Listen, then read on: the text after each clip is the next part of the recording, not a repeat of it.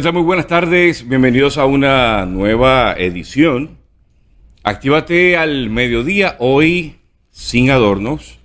Doctora Angie González está con ustedes hoy y me siento sumamente honrado de regresar. A Dios gracias por la vida. Estamos en los detalles finales. Yo no sé si usted ha vivido la experiencia de ver a su hija casarse. Bueno, tengo de las dos, una. Mañana me monto en un avión para volar a Colorado, donde va a ser la ceremonia. Espero regresar, no voy a ser que me guste mucho Colorado y desde allá tenga que hacer Actívate al mediodía sin adornos con la doctora vía Zoom. Bueno, estamos contentos. Ya todo, gracias a Dios, se ha hecho lo que había que hacer, ¿verdad? En esa función paternal de alguna manera, influenciar en la vida de nuestros hijos, hijas, para que cuando lleguen los momentos que tengan que tomar decisiones, pues, con la influencia divina y el testimonio que le damos, pues, decidan lo que ellos entiendan es lo mejor para ellos. Obviamente la porción bíblica nos da una garantía que si los instruimos en el camino de la verdad, en su momento eso dará fruto. Actívate al mediodía, cada día tiene a sus presentadores, a sus moderadores, y en la edición de los martes es la doctora Angie González. Quiero puntualizar, antes de dar gracias a Dios y presentar a la doctora Angie González para que nos hable un poco del contenido de hoy, antes de dar gracias a Dios, hacer una reacción de las pocos que a veces hago, pero es que quiero que quede en récord, por si algún día trasciende, pues se sepa que Rafa de alguna manera lo dijo aquí en Tiva TV. Lo que voy a decir nada tiene que ver con la gerencia, ni con Tiva, ni con sus auspiciadores, sus productores, ni con la doctora Angie González. Es mi opinión. Hay funcionarios que en efecto, con el pasar del tiempo, pierden la noción de por qué fueron elegidos. Incluso alardean de la cantidad de veces que repiten ser elegidos. Pareciera que ellos piensan que nosotros no sabemos que la ecuación matemática de una elección es porcentual. Adjudicarse que todo Puerto Rico me eligió para convertirme en funcionario es soñar con pajaritos preñados, me decía mi abuelo. Así que esto es porcentual. Hay gente que se movilizan, los partidos conocen esto, hacen todas las estrategias, computan y saben que un porcentaje mínimo les va a garantizar ser elegidos. Ya. Dejándose a un lado, hay otros que asumen posiciones porque internamente se ponen de acuerdo para que lleguen. En esta ocasión quiero reaccionar a la silla de la presidencia del Senado. A mí me da mucha vergüenza, pero mucha vergüenza, y que conste, esto es Rafael Ángel Pérez Colón, y este mensaje va para el señor Tomás Rivera Schatz. Usted tiene un estilo muy particular, de los cuales muchos disfrutamos de su liderazgo. En ocasiones lo empaña con la manera trivial cómo le da los buenos días a Puerto Rico. Yo creo que Puerto Rico necesita unos mejores buenos días. Y es verdad que no siempre vamos a tener el favor de la prensa o el favor de la gente con la que colaboramos. Pero a mí me enseñaron que los que quieren aspirar a ser próceres de una nación se distinguen del burdo lenguaje de aquellos que hacen lo contrario. Mi humilde recomendación: no invierta más tiempo, aunque yo sé que no es usted el que se dedica a escribir los buenos días, pero procure que esos buenos días Puerto Rico, cuando la gente tenga contacto con él, sea uno que les ayude a ser mejores puertorriqueños. Y deje esa manera trivial de estar despotricando contra sus enemigos.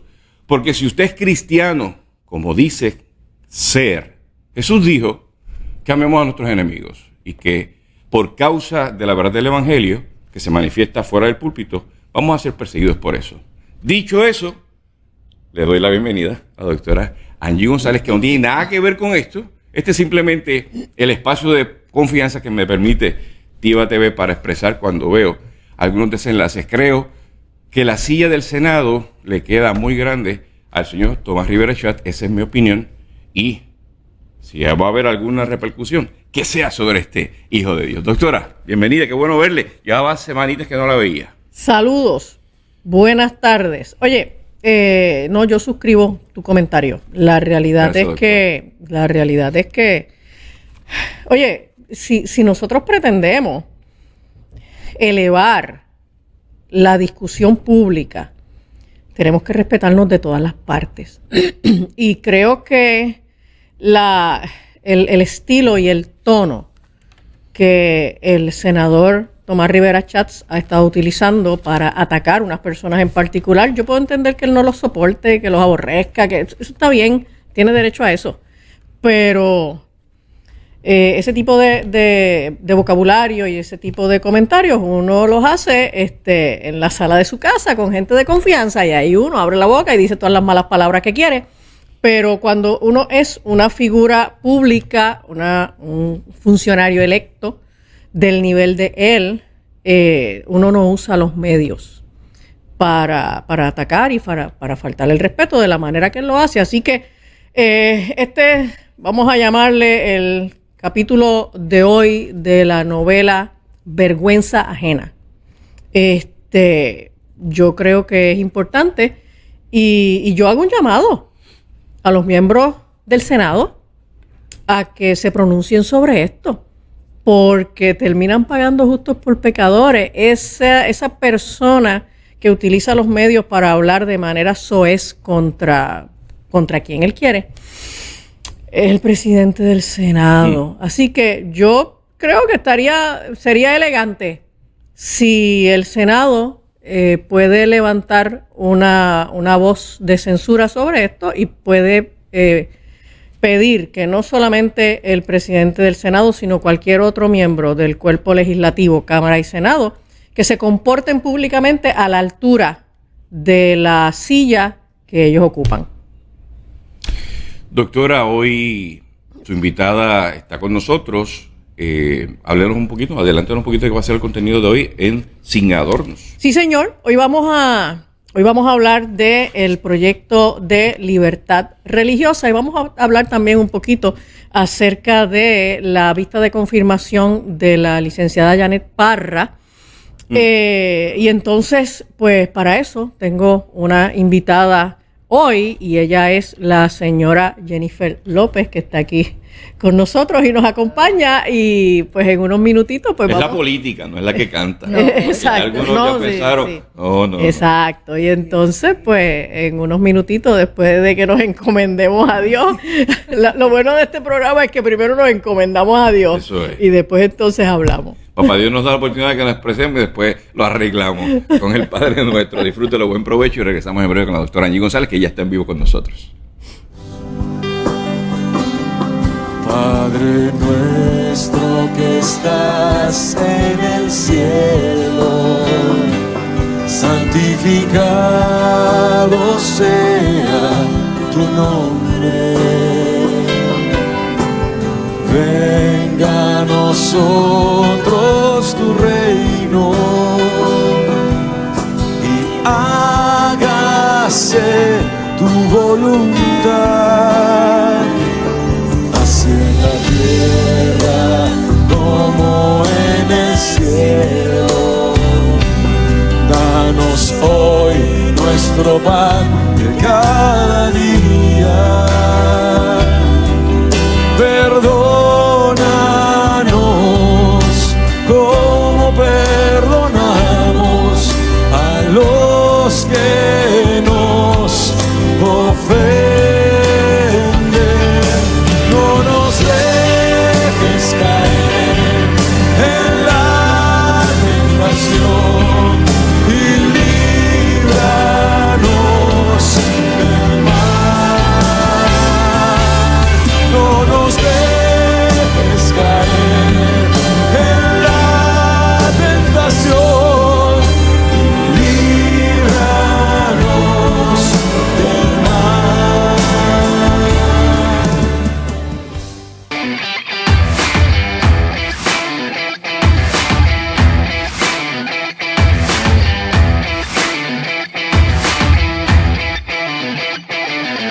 Gracias por estar activo hasta el mediodía a través de la cadena Activa Network, canal 8.1, 8.2, 8.8, activatv.com, Liberty 27, Claro 26, a través de Radio Tiva 1520 AM, Roku y la página en Facebook, en vivo, ahora mismo 12 a 1, prendido el chat, Si nos estás viendo 5 o 10 de la noche, te invitamos a que seas parte de la conversación en vivo todos los días de lunes a viernes, 12 a 1. Doctora Angie González, micrófono y cámara, todo suyo. Bueno, vamos a hablar un poco del proyecto de libertad religiosa y el asunto de las exenciones de vacuna.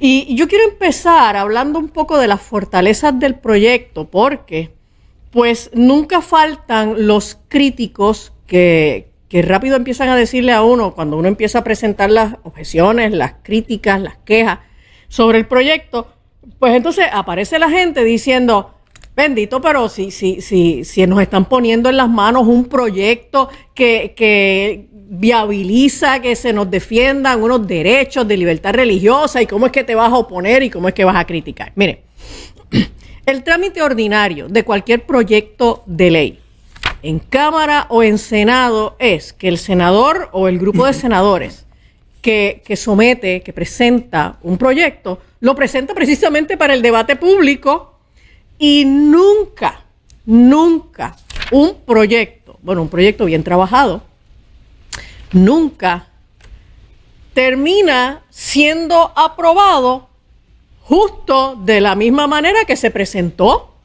Los legisladores presentan un proyecto y los proyectos entonces van a debates legislativos, y en los debates legislativos, haya o no haya vistas públicas, bueno, pues entonces empezamos a jalar para aquí, a jalar para allá, a recortar esto, a añadir lo otro, y ese es el trámite ordinario. Entonces, a mí me espanta cómo gente que han estado en estas luchas por décadas, que saben que ese es el procedimiento habitual para trabajar con una medida legislativa, en este caso en particular de este proyecto, pues pretendan darle, ¿verdad?, ponerle el sello aquí de aprobación, USDA Choice, este proyecto íntegro, tal y como se propuso, solo porque es un proyecto que defiende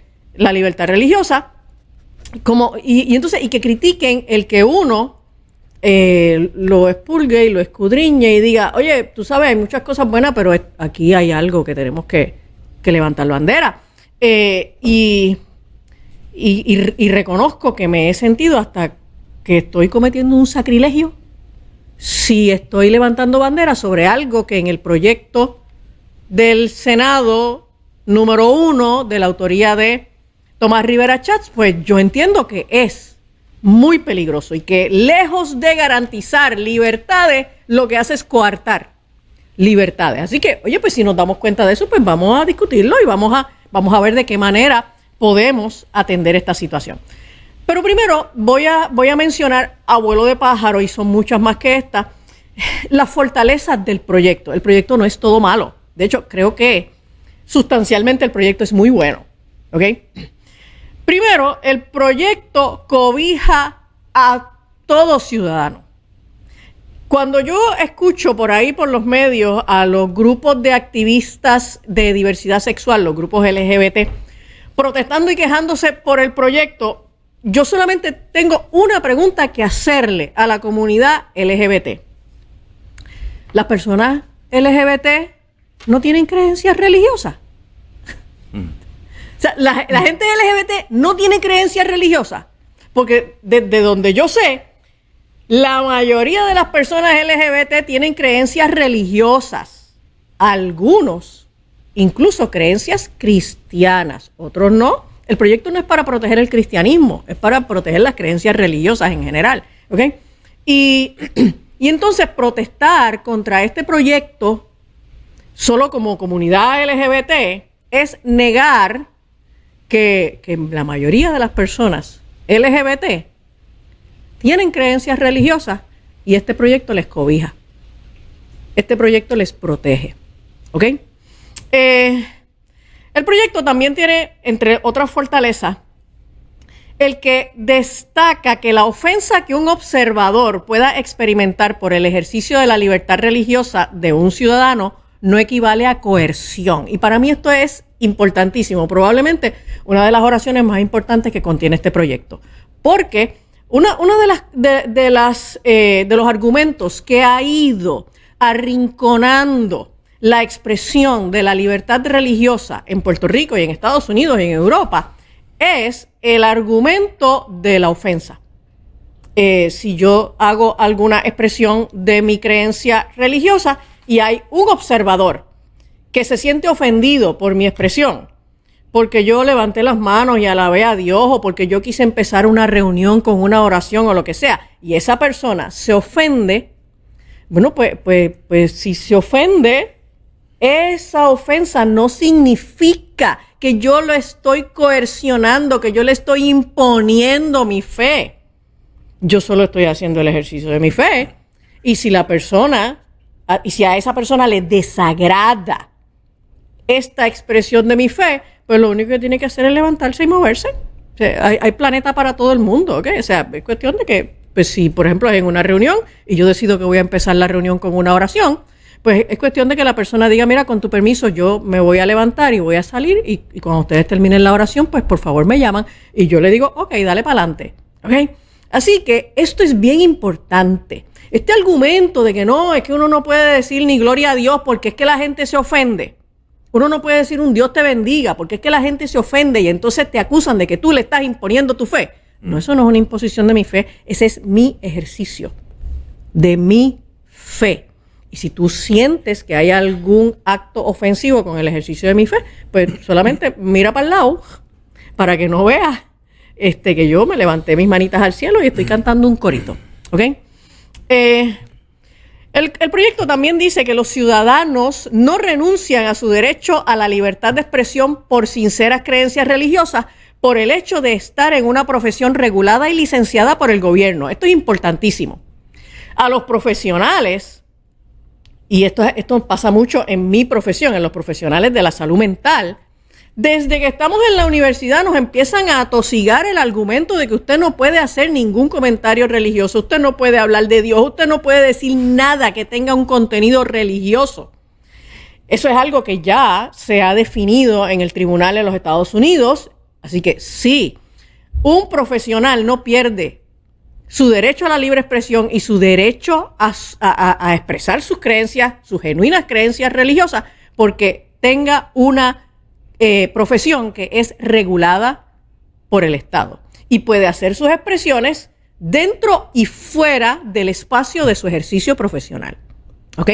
El proyecto también dice que el gobierno no podrá cuestionar la razonabilidad de una creencia religiosa, solo podrá cuestionar su sinceridad. Esto fue lo que nos pasó con la pandemia cuando se pretendía que los ministros religiosos tenían que firmar las declaraciones juradas de exenciones religiosas de los feligreses, certificando que a uno le constaba que ese feligres tenía esa creencia religiosa. Eso es inconstitucional. Nadie tiene que decir ni certificar o cuestionar su creencia religiosa. Lo único que se cuestiona es si usted sinceramente tiene esas creencias y si no es que usted está agarrando el argumento de la creencia religiosa como un subterfugio para lograr algún beneficio particular. El proyecto también menciona que la libertad religiosa no se pierde ante declaraciones de emergencia por el Estado, incluso por motivos de pandemia. Lo dice ahí, pero lo que pasa es que un poquito más adelante, entonces, es incongruente con la manera como maneja el asunto de las exenciones religiosas y vamos a entrar en eso ya mismito. El proyecto dice que para imponer una carga sustancial o impedir el ejercicio de la libertad religiosa, el gobierno tiene que demostrar, número 1, interés apremiante del Estado y que no existe un medio menos oneroso.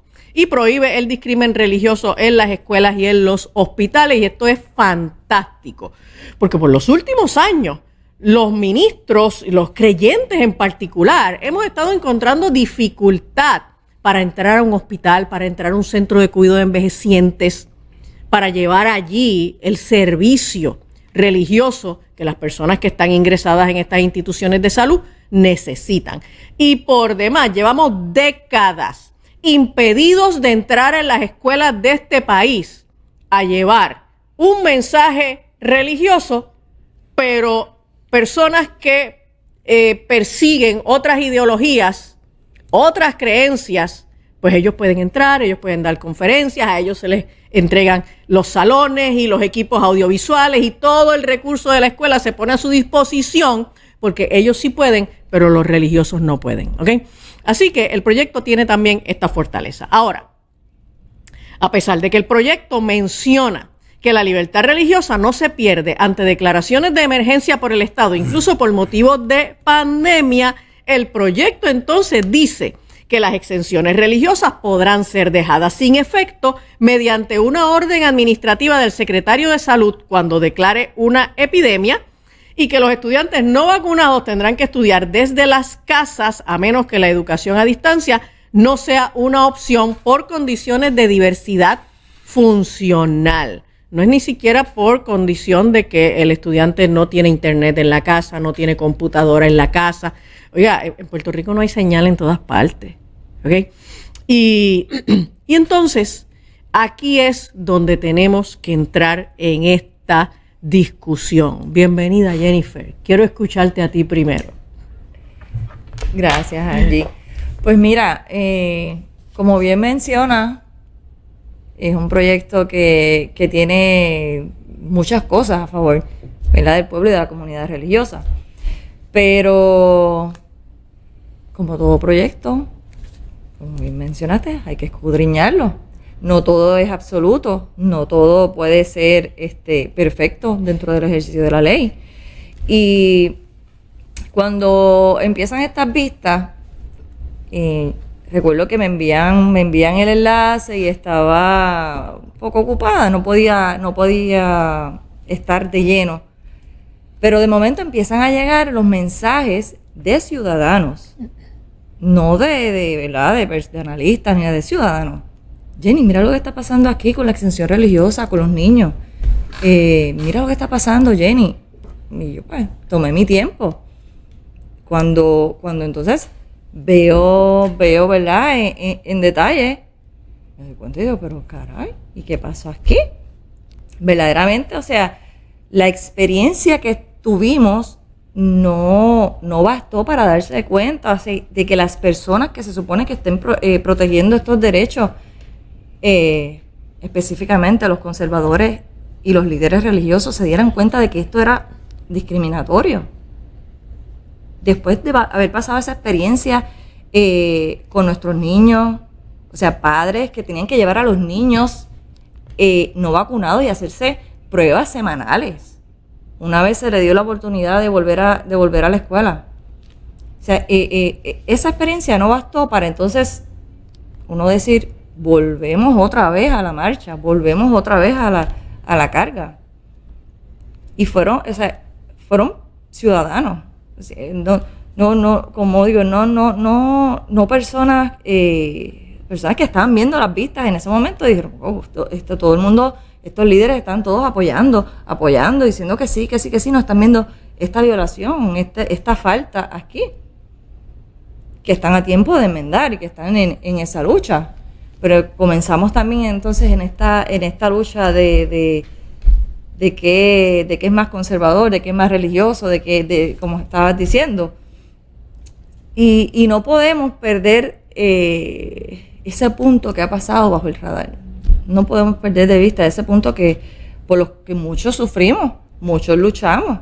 Pero no solo fueron los niños, fueron los adultos también en los trabajos universitarios. Yo estuve ayudando a hacer exenciones religiosas.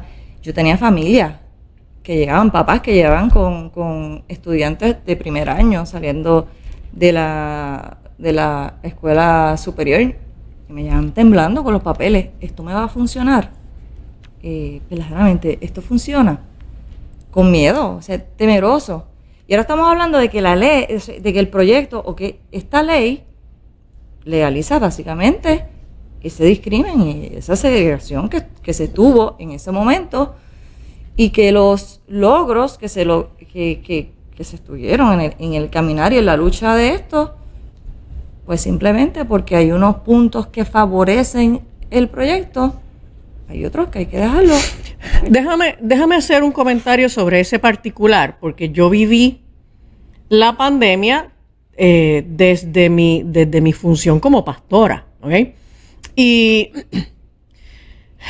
los líderes religiosos que estaban en esas vistas y que estaban apoyando el proyecto de manera íntegra, y cuando me refiero a esos líderes, pues no porque yo tenga nada personal contra ellos, es que eran los que estaban allí en esas vistas, o sea, eran los que estaban allí, ¿ok? Y son gente que yo respeto, son gente que yo distingo, y no quiero que nadie piense que el comentario que voy a hacer tiene alguna connotación personal. Al contrario, son gente a quienes yo respeto mucho. Sin embargo, esos líderes religiosos que apoyaron el proyecto de manera íntegra, sin levantar bandera sobre el horror que hay aquí en el proyecto con el asunto de las exenciones religiosas en caso de una epidemia o pandemia, fueron líderes religiosos que durante la pandemia del COVID estuvieron 100% de acuerdo en que se obligara a la gente a vacunarse. Y muchos de ellos, no sé si específicamente esos que estaban allí, bueno, de algunos sí sé, pero la inmensa mayoría de los líderes religiosos, especialmente los conciliares, no querían firmarle a la gente las exenciones religiosas, a la gente de sus propias iglesias, a sus feligreses. No querían firmarle las exenciones religiosas porque tenían instrucciones del concilio de que no podían firmar exenciones religiosas. Y a mí me consta sobremanera porque entonces, claro, la gente me escuchaba por los medios y sabían que yo era pastora y conocían entonces mi postura. Yo firmé tantas y tantas exenciones. By the way, no cobré ni un centavo por ninguna de ellas, porque entonces la gente rápido empieza a especular que es que uno se hizo rico firmando exenciones. Nunca cobré un centavo por firmar ninguna exención. Y a donde mí vino gente de pueblos bien distantes. Gente que son miembros de iglesias por años y por décadas. Y que en el momento de la pandemia y cuando necesitaban que su ministro, su párroco, su sacerdote, su pastor, le firmara una exención, certificando que esto era un miembro bona fide, un creyente bona fide de su iglesia, los pastores se negaron. Entonces, el problema no es que hoy los pastores estén de acuerdo con que un secretario de salud, el que sea, yo no estoy hablando de Víctor Ramos, el que sea, el que esté de turno, un secretario de salud, que es un funcionario no electo, mediante una orden administrativa, pueda tirar por el piso la validez de una exención religiosa. Ese mismo secretario de salud, que es la persona que decreta una epidemia, ¿ok? Y entonces los líderes religiosos no defendieron eso hoy, porque es que no lo han defendido nunca, porque es que desde que estuvimos en la pandemia de COVID no lo defendieron. Y los pastores que levantamos la voz en aquel momento fuimos perseguidos, fuimos señalados, fuimos un puñado, fuimos bien poquitos, ¿ok? Y todavía estamos dando la defensa por la libertad religiosa, porque sí, hay personas, no solo cristianos, hay muchas personas que por causa de sus ideas religiosas no se van a poner una vacuna y no pueden perder sus derechos por esa causa, porque la inmensa mayoría de las personas, y si usted mira los números de COVID hoy, acumulativo de 5 años, la cantidad de casos de COVID hoy no justifica que se encerrara a todo el país, no justifica que se vacunara a todo el país. ¿Ok? Entonces, el issue aquí es que se pretende confinar a la persona saludable. Porque si usted me dice, vamos entonces a que si hay una epidemia de influenza y un niño llega a la escuela mocoso, la enfermera de la escuela le dice, no, espérate, vamos a llamar a tus papás, tienes que virar para atrás. los niños con síntomas no pueden presentarse en la escuela. Pues eso es sentido común, ¿ok?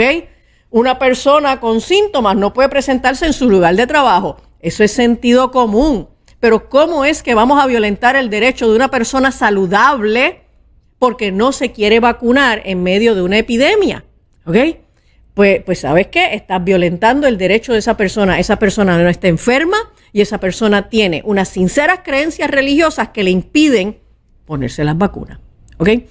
Y los ministros religiosos deberían estar firmemente defendiendo la libertad religiosa de las personas que no se quieren vacunar en medio de una epidemia y que tienen que tener el derecho de participar de toda la vida normal en el país si están saludables. Si están enfermos, que se queden en la casa o que se vayan al hospital, que vayan a su médico. Pero no puedes penalizar a la persona saludable solo porque tiene unas creencias religiosas y no se quiere poner una vacuna. ¿Ok? Y entonces, yo tengo algunas objeciones que voy a mencionar bien rapidito para darle paso de nuevo a Jennifer. La primera objeción es la definición de pandemia y epidemia. Si usted mira las definiciones de pandemia y epidemia antes del COVID hacia acá, esas definiciones fueron cambiadas y se tornaron en definiciones tan ambiguas que en este momento, solo por un aumento de casos inusual, ese es el único criterio, un aumento de casos inusual, ya ahí un secretario de salud puede declarar una epidemia. No importa si la enfermedad mata o no mata gente, no importa si la enfermedad está aumentando la cantidad de personas que están requiriendo servicios hospitalarios, no importa, solo con que haya un aumento estadístico inusual de contagio de esa enfermedad. Ahora, en Puerto Rico, lo que la gente no piensa es que se declaran epidemias con muchísima frecuencia. ¿Ok? Para que tenga una idea. En Puerto Rico, nosotros estuvimos en pandemia de COVID desde marzo de 2020 hasta mayo de 2023.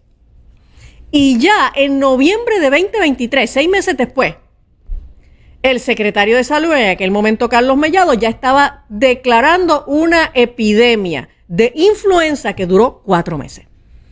¿Okay? Lo que pasa es que pues, la gente tiene la memoria corta, no recuerdan esos datos, pero en 2016, 2017, en la temporada de influenza, que básicamente empieza en octubre, noviembre, 2016, 2017, hubo declaración de epidemia de influenza aquí en Puerto Rico. 2015, 2016, hubo declaración de epidemia de influenza aquí en Puerto Rico. Entonces tú dices, pero es que hay una declaración de epidemia, nada más estoy hablando de influenza, casi cada año. En los últimos 10 años nosotros hemos estado bajo una emergencia sanitaria en 6 de los últimos 10 años.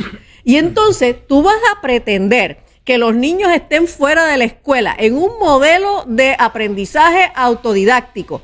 Mire, es yendo a la escuela y no están aprendiendo. Es yendo a las escuelas, teniendo el maestro ahí y no están aprendiendo. Y no están aprendiendo como secuela de aquel confinamiento innecesario del COVID. Y hoy por hoy, el desempeño académico de los niños está por el piso. La mitad de ellos no tienen comprensión de lectura, o sea, no tienen las destrezas básicas. Entonces nosotros pretendemos que ahora, de la noche a la mañana, realmente los maestros no son necesarios. Un niño no necesita un maestro para aprender. Lo que necesita es que le manden el material por internet y que el niño entonces en su casa lo haga solito. ¿En serio? ¿En serio? Pues si eso es así, vamos a despedir a todos los maestros de las escuelas y vamos a dejar a los niños en sus casas y vamos a mandarle material por internet. ¿Ok?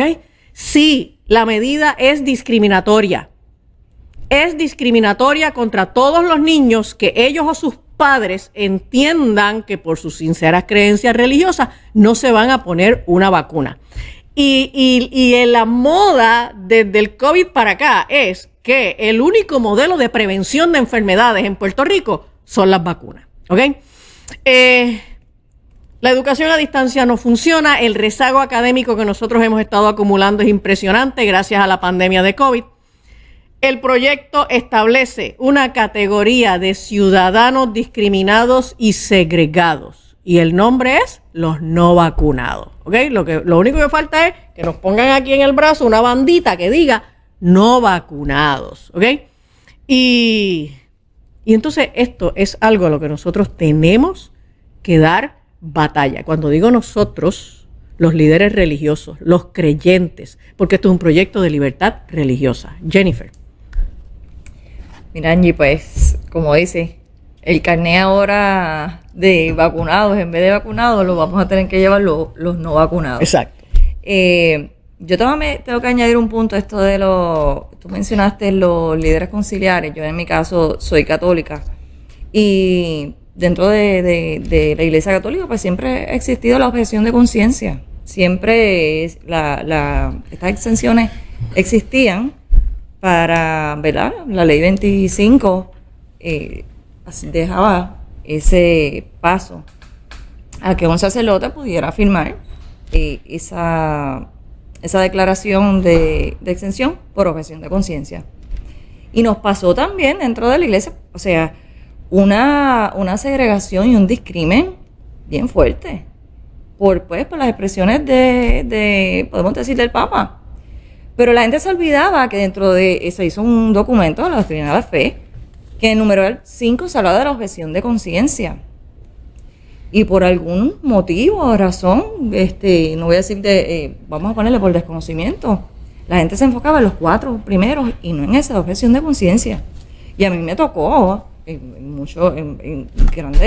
muchísimas ocasiones tener que educar directores, maestras de colegios católicos. Cuando esto no es del COVID solamente, de la vacuna del COVID. Ya la objeción de conciencia dentro de la Iglesia Católica viene por muchísimo tiempo. Sí, entonces nos vimos también en esa situación de que habían sacerdotes que no querían firmar por miedo o porque esa no era la directriz, y se olvidaba ese punto de objeción de conciencia y se empezó a ver el discrimen, no solo en los niños. Aquí estamos hablando de la educación, aquí estamos hablando pues de esa pequeña porción que entonces se le tiene que seguir añadiendo. La gente que se segregó dentro de las iglesias, gente que no podía entrar, el aforo, todos esos casos, esa discriminación que se vivió en ese momento, aquí la volvemos a implementar legalmente. Es una segregación legal. Una segregación legal dentro de un proyecto que puede ser espectacular y que en libertad religiosa pues suena, pero no deja de ser una parte cruel. O sea, dejar personas saludables, segregadas, lejos, que esto rompe como que la norma de la ciencia y de la medicina de todos los tiempos. Las personas enfermas son las que se quedan en la casa y las personas saludables son las que salen, las que están haciendo su vida cotidiana. Entonces ahora estamos como que dimos un paso o muchos pasos atrás, enviando a las personas saludables a la casa. Yo creo que pues, protegemos a las personas saludables de los que se supone que entonces tienen ese derecho que se le respeta también de vacunarse, pero que están protegidos por esa vacunación. Entonces ahora lo convertimos en ley. Una segregación, una discriminación en ley. Y es algo, o sea, el proyecto pone este poder no en las manos del Ejecutivo, porque durante la pandemia del COVID, nosotros teníamos a un gobernador ejerciendo su facultad, usted esté de acuerdo o no, pero ejerciendo su facultad de mediante órdenes ejecutivas en medio de una emergencia, pues nos estaban imponiendo cosas. Pero este proyecto coge esa autoridad y se la pone a un miembro del gabinete, a un funcionario no electo, a un secretario de salud, el que sea. Y ese secretario de salud, que es también la persona que declara las epidemias, y esto no es un conflicto de interés, usted dígamelo. O sea, yo declaro la epidemia y yo decido quién hace qué. Y con los problemas que nosotros sabemos que existen en muchos de estos funcionarios con sus vínculos y los beneficios que derivan de que la gente se esté vacunando. Y yo aquí no estoy levantando ninguna acusación contra nadie, pero bueno, en este momento que todavía estamos por ver la confirmación del secretario de Salud, pues ya ha salido en los medios la investigación, los cuestionamientos que han habido por los manejos que él hizo cuando, siendo el presidente del Colegio de Médicos, además estaba cobrando, era un estipendio así como de $10,000 mensuales nada más, que estaba cobrando adicional por ser el director médico a cargo de los fondos federales para la vacunación. Y estaba torciéndole el brazo al país para que la gente se vacunara. Entonces, el problema es que ahí hay evidentes conflictos de interés y esto hay que detenerlo, ¿ok? Así que yo le voy a pedir, por favor, a los líderes religiosos, todavía el proyecto está en discusión, todavía están a tiempo de sentarse, redactar una enmienda a sus ponencias y decir, lamentablemente nosotros no vimos la gravedad de esta situación y nosotros queremos expresar que no estamos de acuerdo con que las exenciones religiosas, en caso de una epidemia o fuera de una epidemia, las exenciones religiosas para vacunarse, no estamos de acuerdo de que tengan que rendirse ante una gripe de temporada, porque de eso es de lo que estamos hablando, epidemias de gripes, ¿ok? Entonces, de verdad, mi derecho, mi libertad religiosa se pierde cada vez que haya una cantidad inusual de catarros. Esto es completamente inaceptable, ¿ok? Ahora, no quiero dejar pasar el que podamos también mirar lo que pasó en la vista de confirmación de la licenciada Janet Parra, que es la persona que está en este momento en el proceso de ser confirmada como secretaria de Justicia.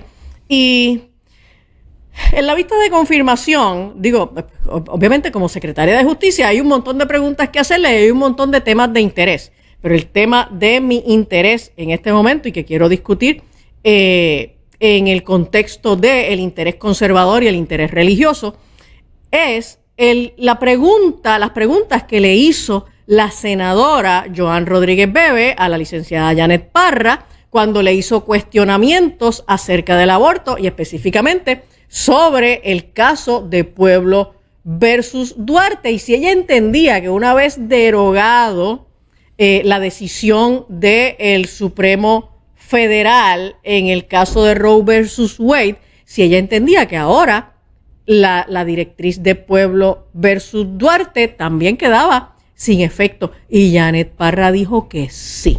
Contrario a el secretario Emanueli, que era la persona que estaba como secretario de Justicia en el cuatrienio pasado, cuando se da la derogación de Roe versus Wade, y Emanueli dijo, no, yo entiendo que eso no está. Pero ahora Janet Parra nos puso la bola en la cancha a los conservadores y a los pro vida.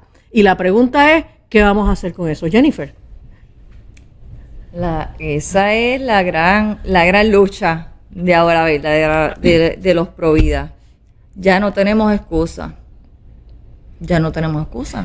Jennifer, pero déjame hacerte una pregunta y voy a ser un poco impertinente con la pregunta. Yo me caracterizo por ser impertinente. Tú eres un miembro bona fide de Proyecto Dignidad y tú corriste una candidatura legislativa en las pasadas elecciones por Proyecto Dignidad. ¿Dónde está Proyecto Dignidad? O sea, yo no estoy escuchando a Proyecto Dignidad, ni con el tema de las exenciones de vacunas en el proyecto de libertad religiosa, ni con el tema de esta declaración que hizo Janet Parra. Entonces, Proyecto Dignidad, que todavía tiene en su página oficial que ellos son el único partido conservador, pues se están debatiendo en este momento unos temas de medular importancia para el pueblo conservador y yo no los escucho. ¿Dónde está Proyecto Dignidad? Esa pregunta nos la estamos haciendo mucho, específicamente los miembros de la base. Tenemos ahora mismo pues, un liderato que ha tomado la decisión de guardar silencio en estos casos y otros tantos. Yo entiendo que pues, no se pueda pronunciar una persona, 2 personas, pero hay un liderato que se le debe a la base. Se le debe a ese elector que confió y confía, porque yo sé que confía en el movimiento conservador.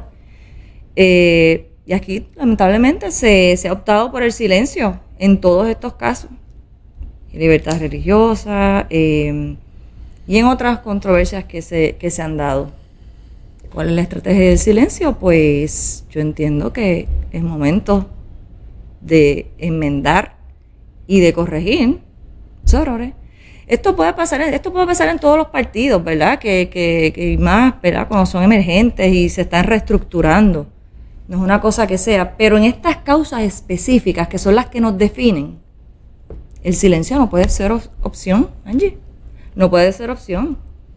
Porque una cosa es que uno, ¿verdad? Intrapartido, se trabaja en esas situaciones que pasan en todos los partidos. Pero que tú guardes silencio ya, a nivel base, a nivel estos asuntos medulares que nos competen al pueblo conservador. Esa es la pregunta, ¿por qué el silencio? ¿Por qué el silencio? Por semanas. Y es por semanas. O sea, semanas. Sí, es por semanas. Y entonces, en este momento hay un interés de la senadora Joan Rodríguez Bebe, déjame no decir en este momento, desde el cuatrienio pasado, la senadora ha estado comprometida con unas posturas con respecto al aborto que son incongruentes con los principios que Proyecto Dignidad dice, ¿verdad? En su plataforma de gobierno y en sus páginas oficiales, donde ellos dicen que ellos defienden la vida desde la gestación hasta la muerte natural. Y la realidad es que, salvo aquel proyecto que en el cuatrienio pasado había presentado la representante Lizy Burgos, que era el proyecto del Heartbeat, el del latido del corazón. O sea, que una vez que se escuchaba el latido del corazón, ya desde ese momento había que proteger la vida. Pero ese es el único proyecto que a mí realmente me hace sentido para gente que dice que defienden la vida desde la gestación hasta la muerte natural. Y bueno, los proyectos de Rodríguez Bebe iban por otra dirección, han creado un debate intenso entre los conservadores, porque entendemos que estos proyectos lo que están haciendo es que están legalizando el aborto hasta cierto punto, bueno, hasta las 22 semanas, o en caso de que una menor de edad, ninguna menor de 16 años debería estar embarazada, porque eso es una violación técnica. Y no quiero penetrar en el detalle de los proyectos, pero lo que quiero mencionar es, hasta el momento en que la licenciada Janet Parra contestó que, según su interpretación jurídica, Pueblo versus Duarte se cayó con la derogación de Roe versus Wade, ese era el instante en que había que salir corriendo a decir, ahora entonces, Proyecto Dignidad, su senadora, su representante, ahora los conservadores tienen el espacio de, a través de sus 2 legisladoras, someter proyectos de ley que sean congruentes con el Estado de Derecho en Puerto Rico, porque en Puerto Rico el Código Penal establece que el aborto es ilegal. Y lo único que detenía en Puerto Rico que se cumpliera ese Código Penal era el caso de Pueblo versus Duarte. Si ahora Pueblo versus Duarte queda inoperante, ahora la legislatura, y eso fue lo que les dijo Janet Parra, ahora le toca a ustedes, a los legisladores, legislar sobre esta ilegalidad del aborto aquí en Puerto Rico. Y entonces, yo de verdad, yo hubiera esperado que esa misma tarde Proyecto Dignidad hubiera tirado una conferencia de prensa, hubieran empezado a publicar en las redes, No ha pasado nada. Eso no ha pasado nada. Y entonces, pues, ¿para qué necesitamos al único partido conservador? De hecho, yo no estoy de acuerdo con esa declaración. El conservadurismo no es una franquicia exclusiva de ningún partido. ¿Ok? Pero verdaderamente la pregunta es, ¿dónde está Proyecto Dignidad? Proyecto Dignidad no está, no existe, no existe. Así que los conservadores tienen que dar unas batallas desde donde están. Hay muchísimos grupitos, muchísimas organizaciones, muchísimos influencers, gente reconocida como conservadora. Nosotros tenemos que entonces ahora tocar puertas en las oficinas legislativas y decirle a nuestros legisladores, nosotros queremos un proyecto de ley que sea congruente con la jurisprudencia en Puerto Rico, porque en Puerto Rico el aborto es ilegal. Jennifer. En eso yo estuve haciendo un llamado dentro de las redes, que en efecto, o sea, no es, el movimiento conservador es amplio, no pertenece a un solo sector. Hay muchos conservadores que están ansiosos de que estos proyectos se vean. Y no solo estos proyectos, de que el movimiento conservador tome fuerza y se unifique. Estamos en un momento histórico en donde tenemos el terreno fértil. Venimos, 4 o 8 años atrás luchando con toda esta agenda progresista. Y ahora que tenemos a nivel nacional todas estas políticas públicas que favorecen al sector conservador, pues unos guardan silencio, otros están como que confundidos.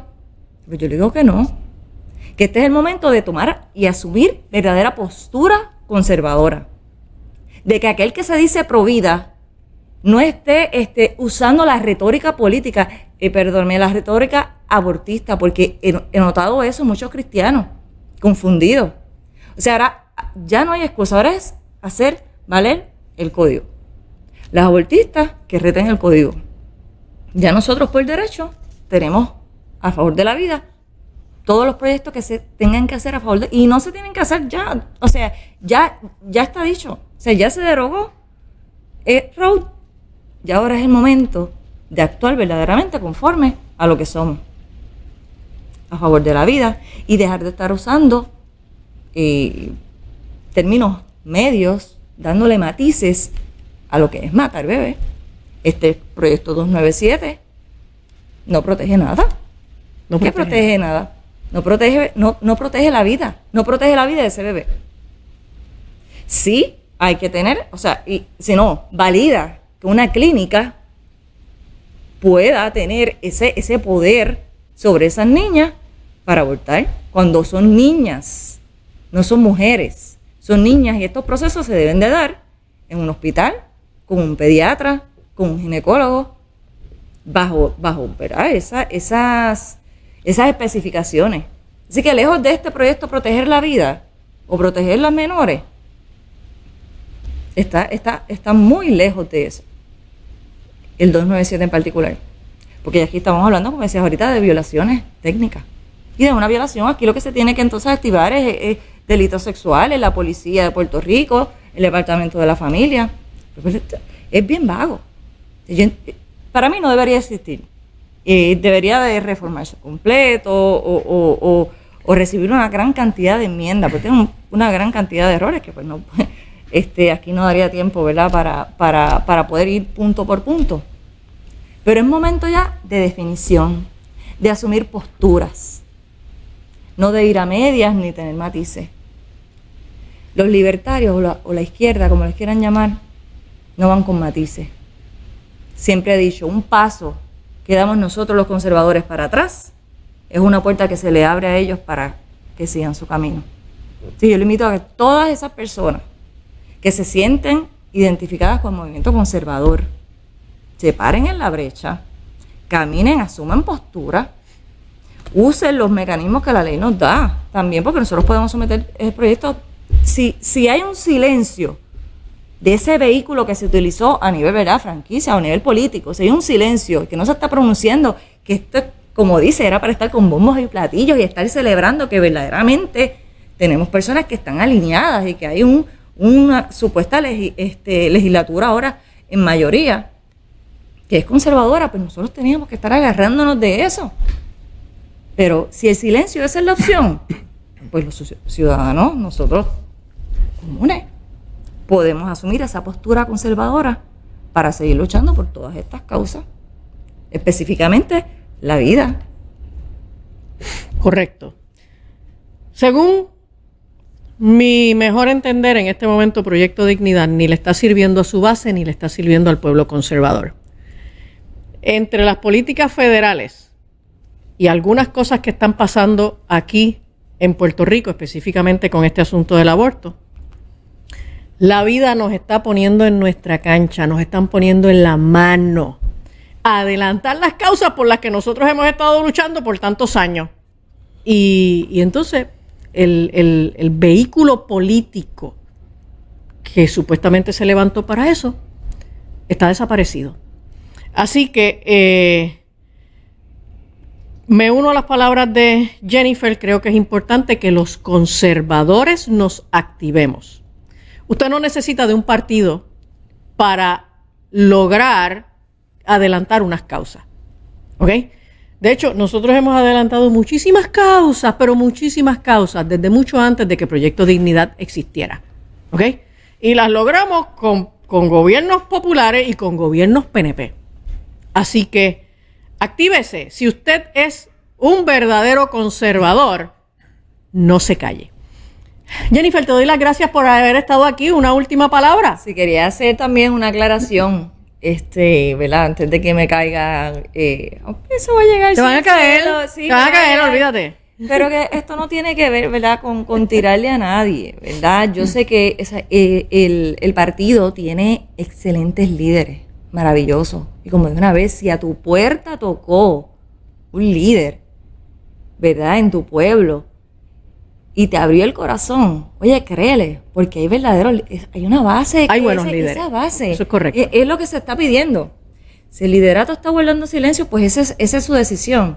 Pero hay buenos líderes. Esto no tiene que ver con tirarle, porque enseguida, ¿verdad?, nos ponemos un poquito sensibles y pero hay buenos líderes. Si tocaron a tu puerta, créele. Y que esos líderes también se muevan y se levanten. Yo sé que se están levantando y que están trabajando. A lo mejor a veces no somos muy vocales, pero lo están haciendo. Y gracias a esas personas. Tengo que ser agradecida. Qué bueno. Pues los conservadores estamos esperando escucharlos. ¿Ok? Rafa. Gracias, Jenny, por estar con nosotros. Que se repita una próxima tertulia para seguir profundizando sobre estos temas. Doctora, me gustaría en este minuto, nos quedan unos minutitos, su reacción. Ha trascendido que este jueves no se va a ver la votación de Janet Parra. Así lo anunció el portavoz de la mayoría de ese partido no progresista, Juan Oscar Morales.